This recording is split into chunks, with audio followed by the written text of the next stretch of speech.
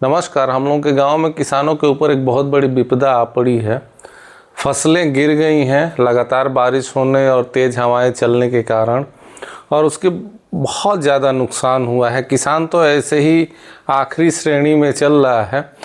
तो सरकार से मेरी गुजारिश है कि तुरंत तत्काल बिना ज़्यादा हिला हवाले किए घोषणा करे, उनको कुछ मुआवजे की घोषणा करे, कुछ उनकी मदद करे। बहुत सारे तरीके हैं हम देखेंगे। थोड़ा सा इसमें ये भी मैं बात करना चाहता हूँ कि हम लोगों के यहाँ कौन सी ऐसी स्कीम चलती हैं कि बार बार ऐसी परेशानियाँ आती हैं, उसके बाद भी कुछ सॉल्व नहीं हो पाता है मामला। और विदेशों में जैसे यूएस में, यूरोप में या इवन चाइना में, हम लोगों के बगल में ऐसी क्या पॉलिसियाँ लेके सरकारें चलती हैं जिनकी वजह से वहाँ किसान खुशहाल हैं।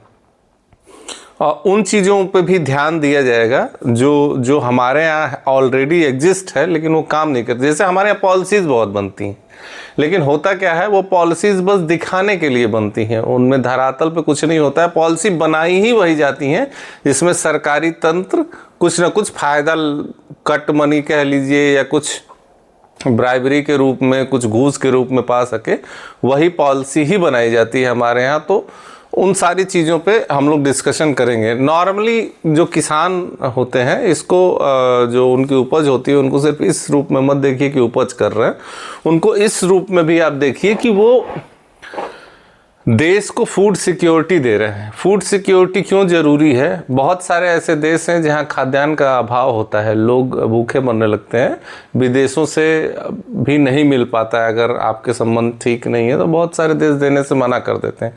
इसका सबसे अच्छा उदाहरण लाल बहादुर शास्त्री के टाइम का है, जब हमारे यहाँ अन्न की इतनी कमी हो गई थी, पैदावार नहीं हुई थी, कि सरकार उस समय, बहुत सारी सरकारों ने देने से मना कर दिया, गेहूं और चावल देने से मना कर दिया। रूस ने उस समय मदद की और अमेरिका फाइनली मदद किया, लेकिन उसने जलकुंभी जो इस समय होती है हम लोगों के यहाँ, देखें जलकुंभी जो पूरे पानी में जो है भर जाती है और पूरे पानी को नुकसान पहुँचाती है, तो वो गेहूँ के साथ उन लोगों ने जलकुंभी डाल के दे दिया जो पूरे देश में फैल गई। तो इस तरह की भी परेशानी आती है। बिना खाने के आप नहीं रह सकते हैं, बाकी सारी चीज़ें चल जाएंगी। हरित क्रांति के बाद ज़रूर बहुत बदलाव आया है और अब देश 2 साल 3 साल का ऑलरेडी फूड ग्रेन रखता है, खाद्यान्न रखता है, ताकि कोई कमी ना होने पाए। लेकिन फिर भी फूड सिक्योरिटी बहुत ज़रूरी होती है। मैं यूएस का अध्ययन कर रहा था तो मैंने पाया कि वहाँ 3-4 तरीके से किसानों को सब्सिडाइज किया जाता है। जैसे ही वो बीज डालने जाते हैं तो उनको किसी ने डायरेक्ट ट्रांसफ़र किया जाता है। लगभग उनकी लागत का एक मोटा हिस्सा सीधे दे दिया जाता है, डायरेक्ट ट्रांसफ़र, डायरेक्ट बेनिफिट दिया जाता है। जैसे हमारे यहाँ भी आजकल एक स्कीम चालू हुई है जिसमें 2,000-2,500 रुपये किसान को दिया जाता है, लेकिन वो पर्याप्त नहीं है। वो किसान के हिसाब से और पर्याप्त मात्रा में दिया जाना चाहिए, ताकि लोगों को जब उनको बोना हो, जब बीज की ज़रूरत हो, जब खाद की ज़रूरत हो, तो उन्हें कमी न पड़ने पाए। दूसरा वो करते हैं कि एक इंश्योरेंस का, जैसे अभी हम लोगों के यहाँ जो हुआ है, पूरे के पूरे धान की फसल गिर गई है, पानी में चली गई है, सड़ रही है, अब उसको उठाया भी नहीं जा सकता। तो ऐसे समयों के लिए इंश्योरेंस, सामूहिक इंश्योरेंस सरकार करवाती है। अब कहने को तो हमारे यहाँ भी सामूहिक इंश्योरेंस होता है, लेकिन उसका होना जाना कुछ नहीं है, मिलता जुलता कुछ नहीं है उसमें। लेकिन सामूहिक इंश्योरेंस का फ़ायदा ये होता है कि हर जो इंश्योरेंस कंपनी होती है, और गवर्नमेंट एक मुश्त इंश्योरेंस कंपनियों को पे कर देती है। उससे होता क्या है कि जो भी किसान होता है, उसकी जो उसके फसल का रिकॉर्ड आता है कि उसने क्या बोया है, कितना बोया है, और जब नुकसान होता है तो इंश्योरेंस कंपनियाँ आ करके वहाँ पे जो उनका नुकसान होता है उस नुकसान की भरपाई करती हैं। तो एक डायरेक्ट ट्रांसफ़र का हो गया, एक इंश्योरेंस का हो गया। तीसरा ये किया जाता है कि लोन के रूप में पैसे दिए जाते हैं। अब हमारे यहाँ भी कहने के लिए कि किसान क्रेडिट कार्ड है, जाइए आप बनवाने किसान क्रेडिट कार्ड। तो किसान क्रेडिट कार्ड एक तो बनता नहीं है, बनता है तो अगर वो 50,000 या 1 लाख रुपए दे रहे हैं तो 20,000-25,000 पहले जब आप दे देंगे उनको तभी बनेगा। आजकल तो मशीन ऐसी आ गई हैं, कंप्यूटर्स और सारी चीज़ें ऐसी आ गई हैं कि आप चाहें, अगर आप में दृढ़ इच्छा शक्ति हो, तो बहुत ईजिली आप इस तरह के पैटर्न्स डेवलप कर सकते हैं कि आप किसानों को जैसे डायरेक्ट ट्रांसफ़र कर रहे हैं पैसा, उसी तरह से वो भी आप लोन भी जिनको ज़रूरत है वो अप्लाई करें और सीधे उनको दे दिया जाए। और उसमें अगर उनकी फसल नुकसान होती है, एक तो कम ब्याज में दिया जाए, कम ब्याज में दिया जाता है, उसको और कम किया जाना चाहिए। और अगर उनकी फसल नुकसान हो रही है तो उनमें वेवर यानी उनमें छूट दिया जाना चाहिए। अब जीएसटी से सरकार बहुत पैसा कमा रही है। आज जब से जीएसटी लागू हुआ है कलेक्शन इतना हाई हो गया है, जीएसटी कई लेवल्स पे लिए जा रहे हैं और उनमें भी जो जीएसटी वापस करना है, बहुत छोटे छोटे लोग हैं जो जीएसटी वापस उनका हो ही नहीं पाता। तो सरकार के पास पर्याप्त बहुत पूंजी हो जा रही है, बस उसका सही यूटिलाइजेशन, मतलब एक बड़ा समूह जो है हमारे यहाँ वो किसानी पे ही निर्भर है, तो वो उनके लिए व्यवस्था किया जाना चाहिए कि उनको लोन मिल सके आसानी से, और वो अगर नहीं है तो उनको छूट दिया जा सके। किसानों को मुफ्त बिजली दिया जा सकता है, दिया जा सकता नहीं है, दिया जाना चाहिए। मुफ्त बिजली दिया जाना चाहिए और उसमें नियम कानून नहीं लगने चाहिए कि ट्यूबवेल का कनेक्शन होगा तो ये होगा तो वो होगा। किसान कहीं भी अगर वो कर रहा है, अगर खेत के अंदर कर रहा है तो उसका कोई तार न काटे, उसके मोटर को न उठाए, ये सब इंश्योर किया जाए, इस तरह की पॉलिसी बनाई जाए।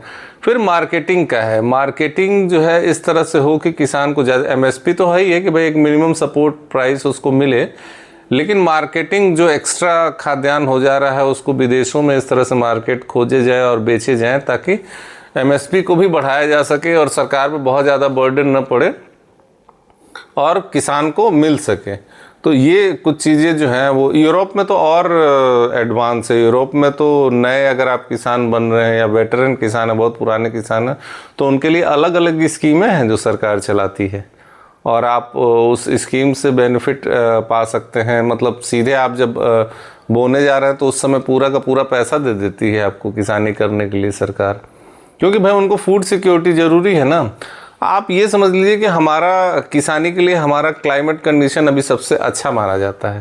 भाई यूरोप में बर्फ़ पड़ती है 3 महीने 4 महीने 5 महीने तक, मैं यूरोप में रहा हूँ, तो वहाँ किसानी करना बहुत मुश्किल है। इवन आप चाइना जाएंगे तो जो हिमालय रेंज है, हिमालय रेंज पे ठंडी उधर से हवाएं आती हैं और वो हिमालय से टकरा के वापस चीन में चली जाती है, तो वहाँ भी बहुत ज़्यादा ठंडी होती है, तो वहाँ भी फेवरेबल कंडीशन नहीं है।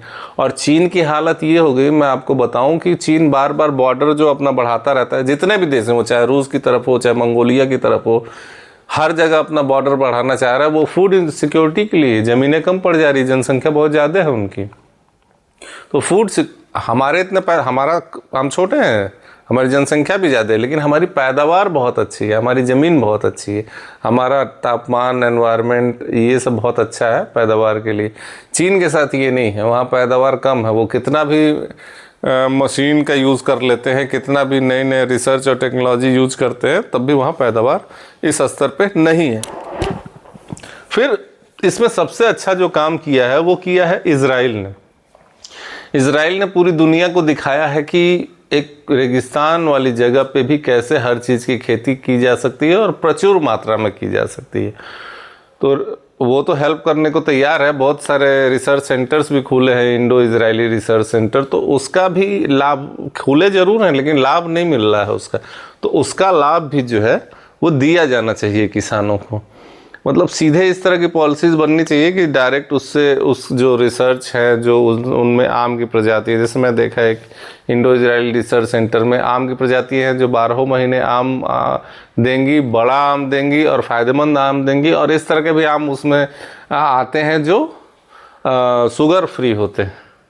तो इस तरह की चीज़ों को बढ़ावा दिया जा सकता है। मैं एग्जांपल के तौर पे दे रहा हूँ, उनका हर चीज़ में, धान में, गेहूं में, सब्जियों में, तो उन चीज़ों को बढ़ावा दिया जा सकता है। उन चीज़ों को सीधे किसानों तक पहुँचाया जाए, वो उन प्लांट्स को पहुँचाया जाए, उन बीजों को जो है फ्री में डिस्ट्रीब्यूट कराया जाए, गवर्नमेंट उसका बर्डन उठाए, और ताकि किसान इस तरह की चीज़ों को बोना शुरू करें और उनको फ़ायदा मिल सके।